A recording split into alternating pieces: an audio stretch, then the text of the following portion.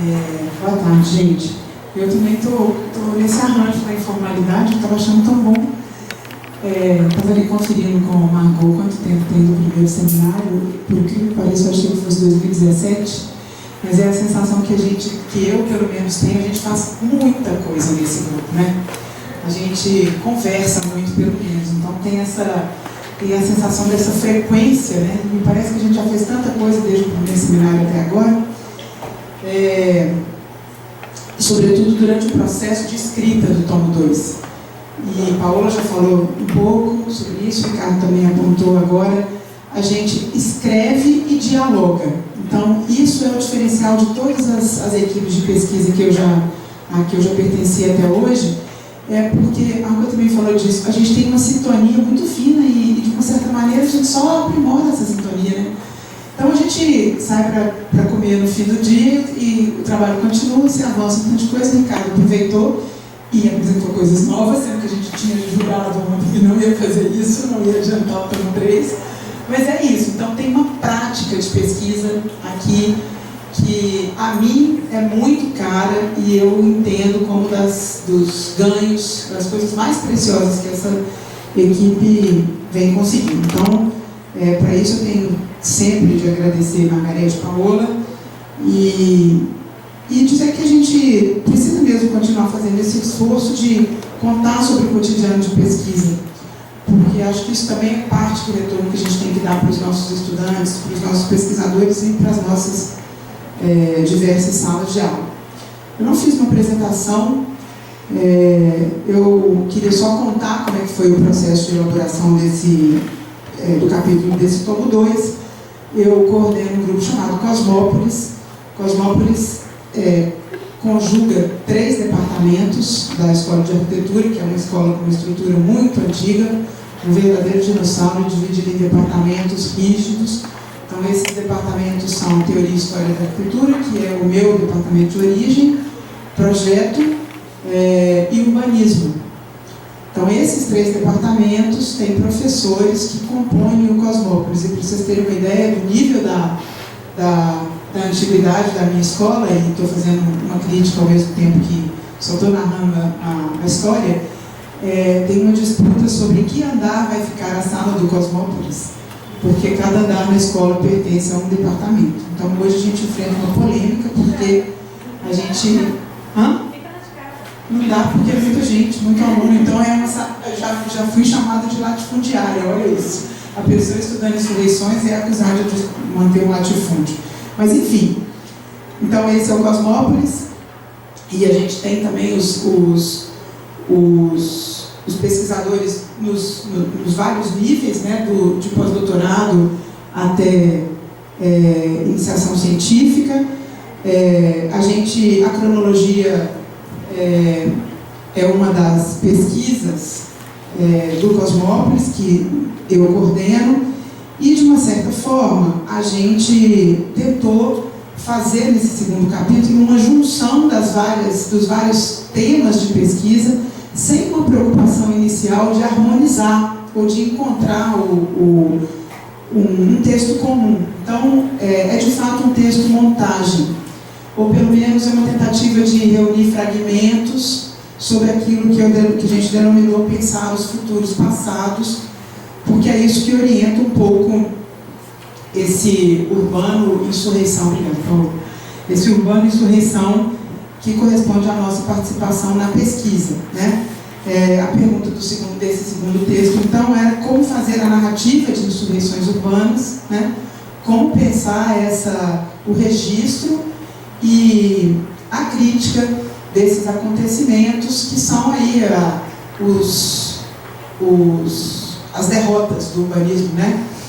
Ou as derrotas das vidas urbanas, tal como a gente pensou. E eu chamei aqui, quando eu vim pela primeira vez para esse grupo, eu chamei de fazer uma história, uma cronologia lado B do urbano.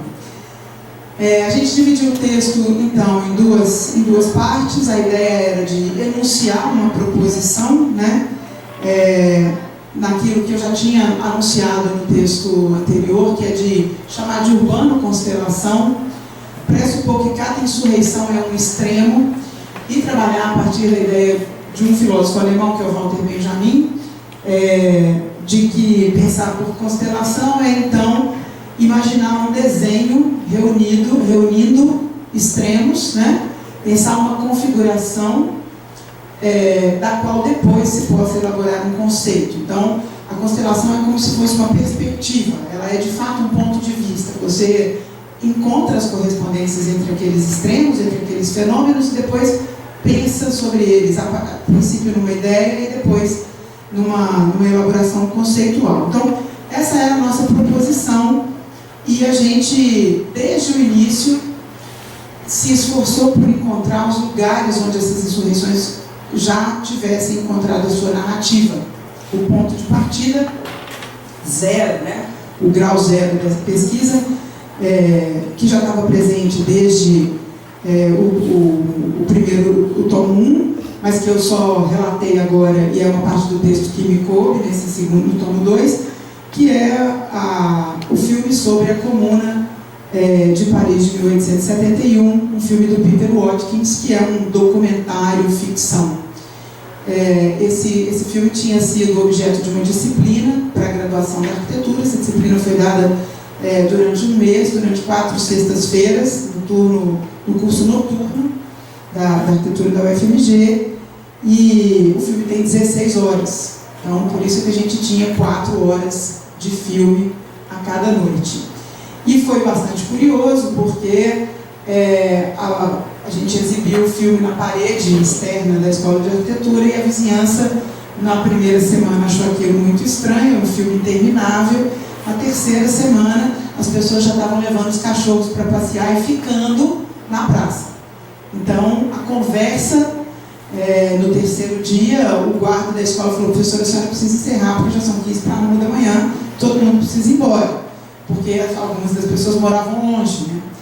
Então, a partir dali, foi que a gente começou a imaginar que havia algo a ser narrado sobre esses eventos. E eu também preciso dizer que essa disciplina aconteceu no mês de abril de 2013.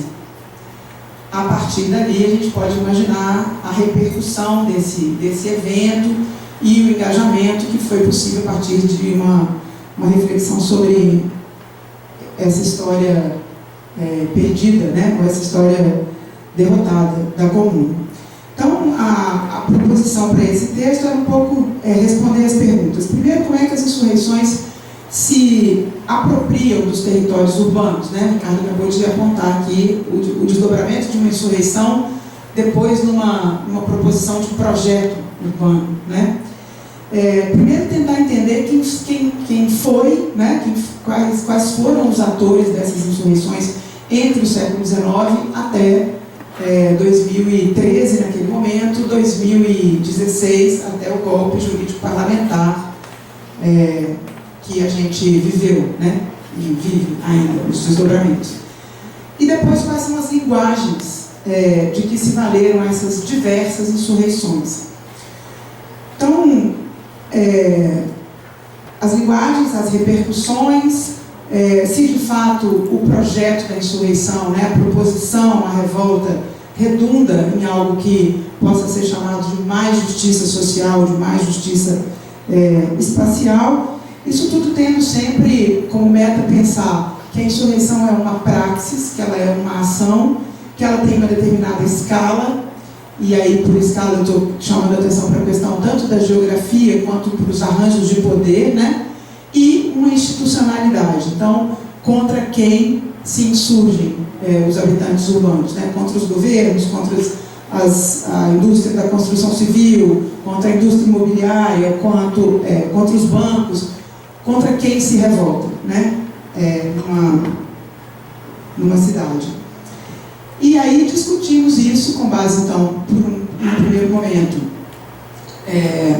depois da primeira discussão sobre o conceito de constelação do Benjamin, discutimos a partir das teses sobre a história do mesmo filósofo, cunhando um termo que a gente chamou de apagamento da memória topográfica, e depois, a partir de um filósofo francês denominado Henri Lefebvre, esse sim jamais estudado e com o qual os estudantes de arquitetura ali na escola, na UFMG, já estão muito familiarizados, porque é um teórico que atravessa as disciplinas do departamento de projeto, do departamento de urbanismo e do departamento de história e teoria. A partir desse momento, a gente tinha então um conceito de urbano constelação, é isso que está já desenvolvido no tomo 2, e na segunda parte do texto a gente denominou sobre a fisionomia das datas, a partir de uma afirmativa do Walter Benjamin também, de que pensar sobre a história é dar às datas a sua fisionomia. Isso era uma coisa da qual a gente se ocupava desde que a gente pensou 1848, 1871, 1905, 17, 18, 19, até 1968, depois 1999, 2001, e dentro disso, rebeliões, revoltas, insurreições, insurgências que tivessem acontecido na Europa, mas também nas Américas e, em alguma medida, quando a gente estava escrevendo o capítulo 2, o capítulo do tomo 2, algumas insurreições no Brasil. Então, a partir daí, o grupo se dividiu para poder escrever sobre essas datas, né? Então, os escritos foram sobre, em primeiro lugar, a greve dos negros de Salvador em 1857, as subversões a partir da revolta contra a Organização Mundial do Comércio desde Seattle em 99, uma retomada de maio de 68 com a justificativa de que ali a gente testemunha o surgimento de novas subjetividades políticas e de novas sensibilidades em relação com a cultura de massas. Depois, recentemente, aquilo que o campo arquitetural já havia incorporado no chamado urbanismo de guerrilha, fizemos a crítica da exposição do MoMA e dessa repercussão, e por último uma investigação aí sobre a capital planejada, que foi Belo Horizonte. Então, esse é o conteúdo do capítulo do Cosmópolis no tomo 2. A gente tinha certeza de que não havia ali ainda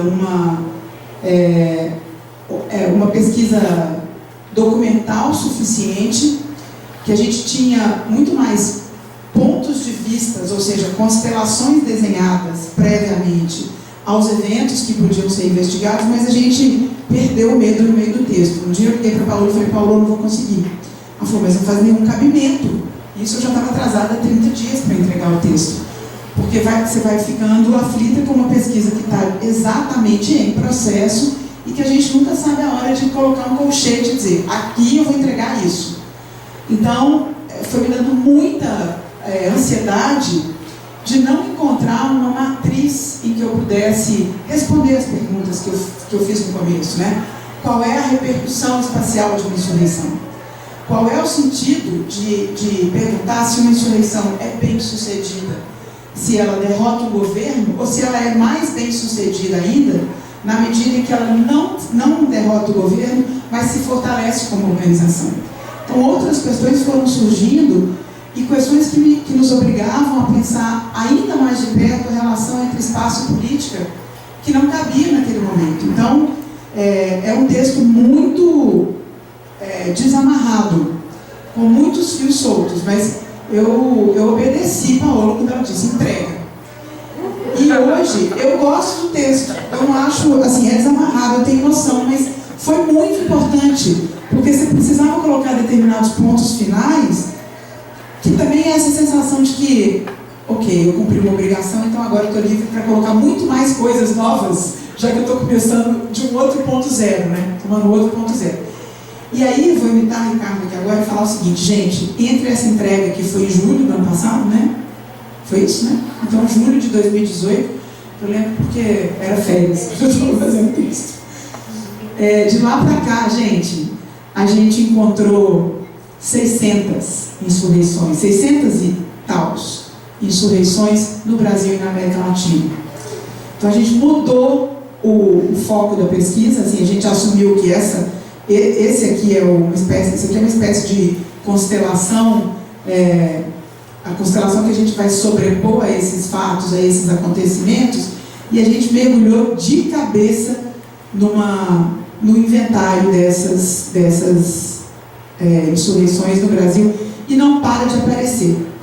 E aí, assim, essa prática da pesquisa na filmografia, na literatura, nos projetos urbanos, nos documentos, nas biografias. Então, esse esforço de um pensar, né, que dá um primeiro, que responde primeiramente a pergunta como se tem feito esse pensamento, isso foi super importante. Então, estou relatando isso porque eu gosto muito desse nosso caminho de pesquisa aqui, né? Nessa ideia do método que é desvio, né? Que a gente tem tanto insistido nele. E é a primeira pesquisa dos meus 30 anos de universidade e de pesquisa, é de fato a primeira pesquisa que eu me sinto fazendo a experiência de uma interdisciplinaridade, de um esforço de encontrar convergência nas brechas e não na predominância de um campo disciplinar ou outro. Então, é isso que eu tinha para dizer. Assim, é só um relato mesmo, espero que vocês leiam muito esse texto, porque estava contando também que eu estou lendo com os meus alunos da disciplina de Teoria da Arquitetura, e é bastante curioso também porque os capítulos, os textos se tornam entidades, né? E aí é ótimo quando o livro vai ganhando a vida dele para fora dos autores e para fora da familiaridade que a gente tem na pesquisa, e a gente começa a enxergar a repercussão do texto. Então, leiam e escrevam para a gente e nos interpelem, porque essa é a verdadeira vida que o livro deve ter, né? Obrigada.